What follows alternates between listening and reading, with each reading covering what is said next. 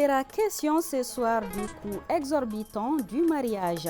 Depuis quelque temps, les mariages sont célébrés dans notre pays de manière extravagante, une pratique dénoncée par de nombreuses personnes. Nous nous intéresserons également à l'hépatite B, une maladie transmissible pouvant entraîner le cancer du foie ou la mort par cirrhose. Les détails à suivre dans ce journal. Mesdames et messieurs, bonsoir et bienvenue dans la grande édition de la rédaction. Journée d'information sur l'architecture régénérative initiée par Kabako Academies. Cette journée avait pour objectif d'annoncer le lancement d'une formation portant sur la réalité étendue et l'architecture régénérative. Modibo Sidibi. Concevoir et construire des habitats de demain répondant aux défis du changement climatique, c'est la volonté de Kabako Academies à travers le lancement de sa formation axée sur l'architecture régénérative et la réalité étendue. Devant une panoplie de journalistes, les membres de cette académie offrant des solutions digitales ont expliqué la nécessité d'avoir des villes futuristes pour diverses raisons. C'est une formation dont l'objectif principal est d'imaginer et de mettre en place des futurs alternatifs pour les villes sahéliennes, c'est-à-dire d'imaginer des villes sahéliennes où il fait vraiment bon de vivre, qui sont adaptées aux besoins thermiques des Sahéliens, aux besoins économiques, aux besoins architecturaux, aux besoins de déplacement, aux besoins de nature des Sahéliens. Sur une période de 6 mois, cette formation comprend plusieurs activités et des modules, avec comme finalité permettre aux participants de façonner eux-mêmes leur ville de demain. Il y a eu beaucoup de workshops, d'ateliers pratiques sur terrain, de construction avec les matériaux locaux. C'est des ateliers qui ont permis aux apprenants de comprendre en fait les spécificités et les caractéristiques des matériaux locaux et comment on peut travailler avec au Sahel pour produire des architectures modernes, des villas contemporaines qui sont faites avec du banco, avec du bambou.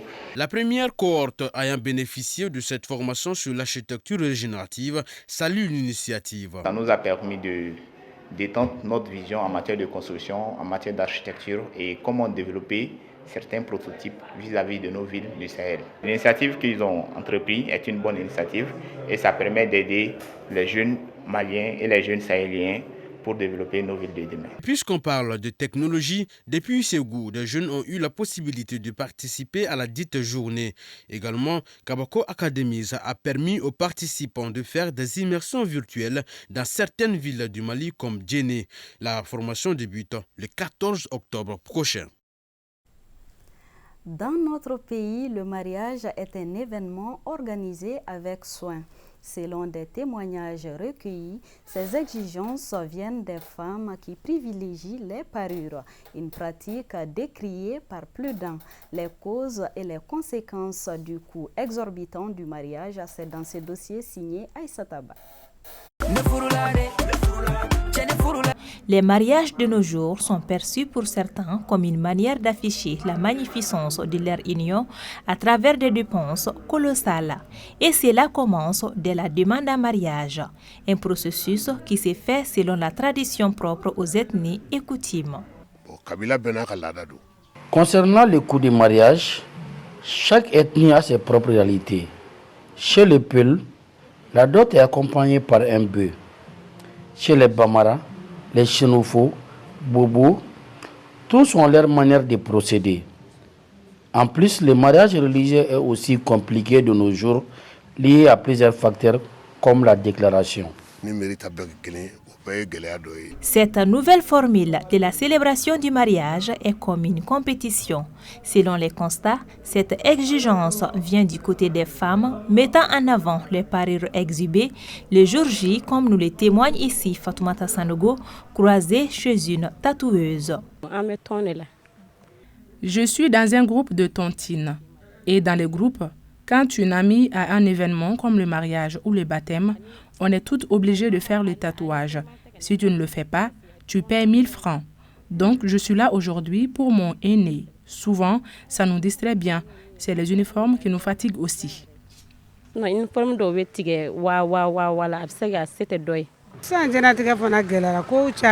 La vie même est compliquée de nos jours.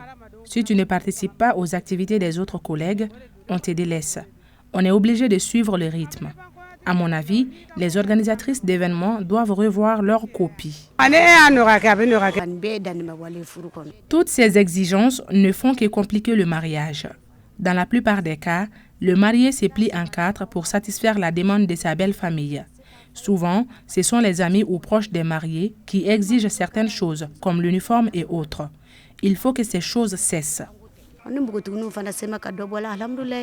La cherté du coût du mariage est une réalité dans notre pays.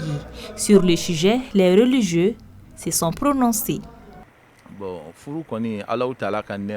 Les mariages, c'est la sunna, une recommandation d'Allah.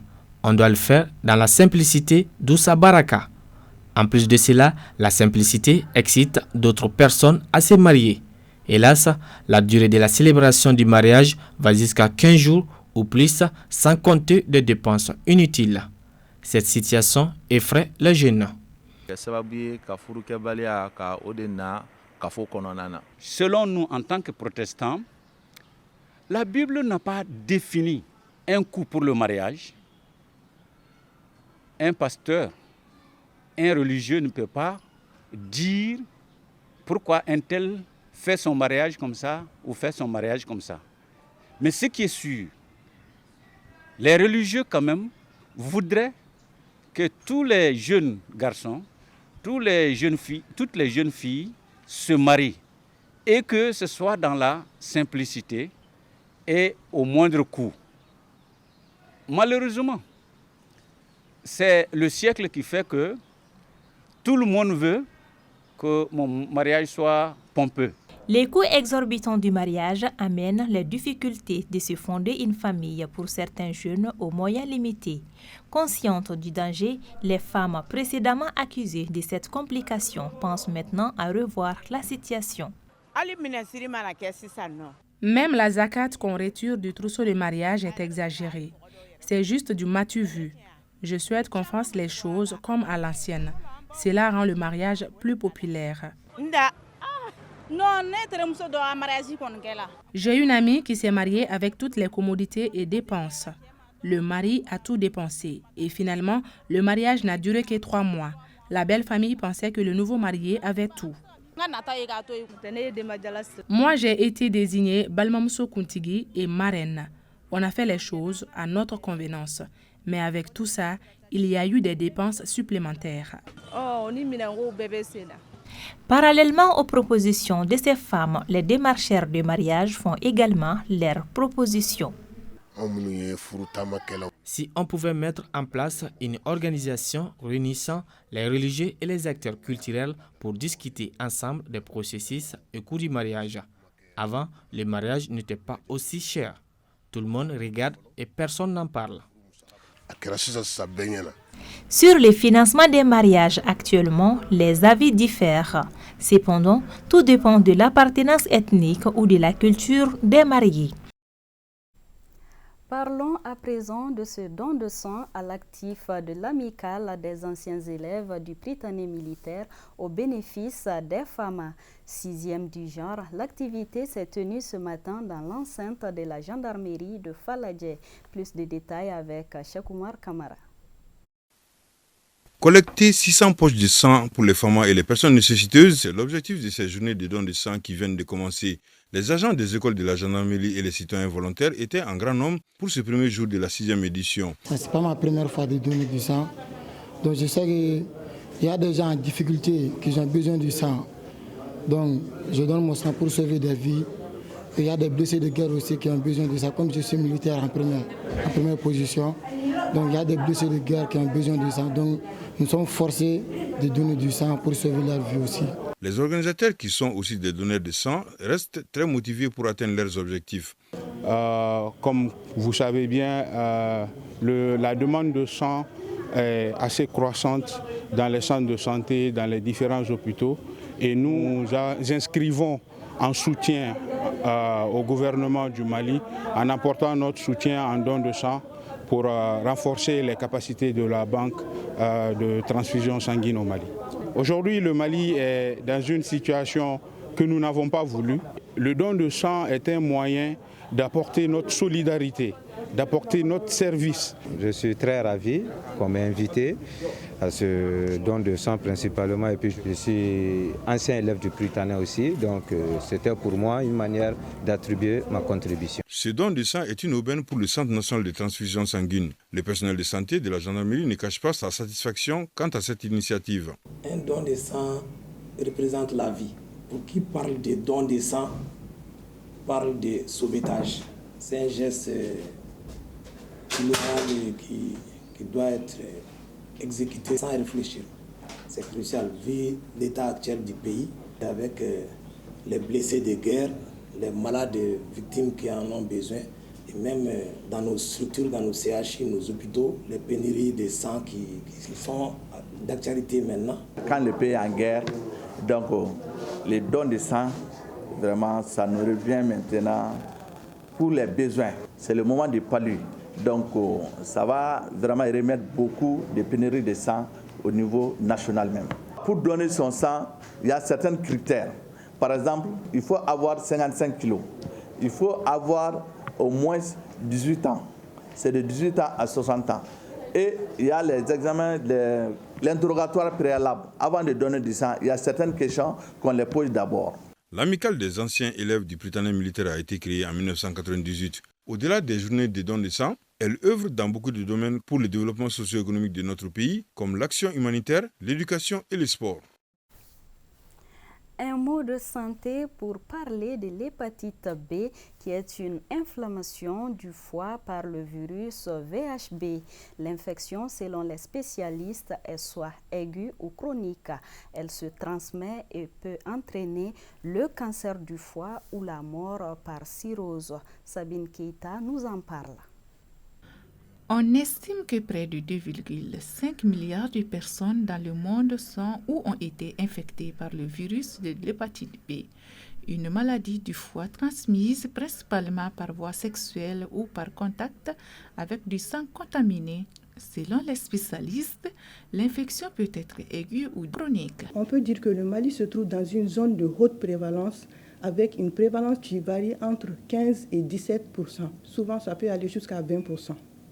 La personne peut avoir l'hépatite à travers sa maman. C'est ce qu'on dit la transmission verticale. Et la personne peut l'avoir aussi à travers la transmission horizontale. Ça veut dire quoi? La transmission sexuelle. À travers aussi les transfusions de sang. Et nous, personnels de santé aussi, en travaillant, on peut s'infecter. Les études cliniques ont révélé que les symptômes peuvent apparaître entre 2 et 6 mois après l'infection et inclure de la fièvre et de la fatigue. On doit insister surtout le fait que c'est le plus souvent asymptomatique. Parce qu'il y a ces signes-là quand c'est au début. Et ces signes, c'est vraiment la fatigue. La personne se sent fatiguée, il peut avoir un peu de fièvre. Souvent, les gens assimilent au paludisme les courbatures, donc les nausées, les vomissements, donc souvent la diarrhée, même une constipation. Donc ça peut se manifester par plusieurs signes et qui peuvent être le plus souvent isolés. Et souvent, il n'y a aucune manifestation. C'est ce que les gens doivent comprendre. On doit faire le prélèvement du sang pour dépister l'hépatite B. Parce que le virus B, on peut l'avoir et ne pas faire l'hépatite. Donc, il n'y a pas de manifestation. Donc, tout le monde doit au moins se dépister une fois dans sa vie.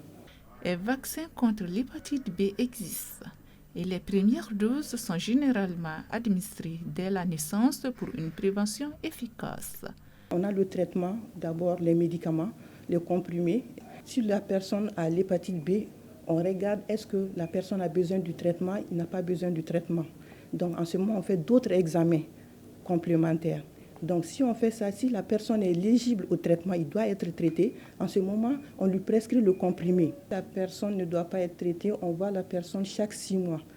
Donc chaque 6 mois, on lui fait le prélèvement de sang, on lui fait une échographie pour voir l'état du foie. Et surtout, nous devons insister sur la prévention. Parce que quand on commence le traitement est à vie. On n'arrête pas le traitement. Donc, la prévention est l'essentiel vraiment du traitement, c'est de faire la vaccination, surtout au nouveau-né dès la naissance. La prise en charge précoce de l'hépatite B, tout comme pour d'autres maladies chroniques, est essentielle pour mieux contrôler les effets de la maladie. La pathologie n'est pas prise de façon précoce, ça peut donner l'hépatite chronique qui va évoluer vers la cirrhose. La cirrhose qui va entraîner l'augmentation du volume de l'abdomen, ça veut dire que le patient va avoir un gros ventre, les pieds vont s'enfler, les yeux vont devenir jaunes. Donc le patient peut vomir du sang et souvent même le patient peut aller à l'altération de la conscience jusqu'à aller jusqu'au coma et ça peut entraîner jusqu'à la mort. Cette prise en charge, l'apport de l'État est vraiment important et indispensable parce que le médicament dont on parle, le coût faisait 120 000 francs et avec l'apport de l'État, le médicament à 3 000 francs. C'est l'État qui fait la vaccination. Et nous voulons que la vaccination soit faite dès la naissance, la prise en charge soit précoce, que les enfants soient vaccinés tôt et que les femmes enceintes soient dépistées. Aujourd'hui, les complications liées à l'hépatite B, notamment les cancers, causent de nombreux décès chaque année, faisant de cette infection la deuxième cause de mortalité par cancer après le tabac. À présent, la page sport, finale de la deuxième édition du tournoi Vacances Foot. Elle a opposé l'AS 7/7 de Faladje à l'équipe Mario de Banankabougou. L'équipe de Faladje s'est imposée à l'issue de la séance des tirs au but 5-4.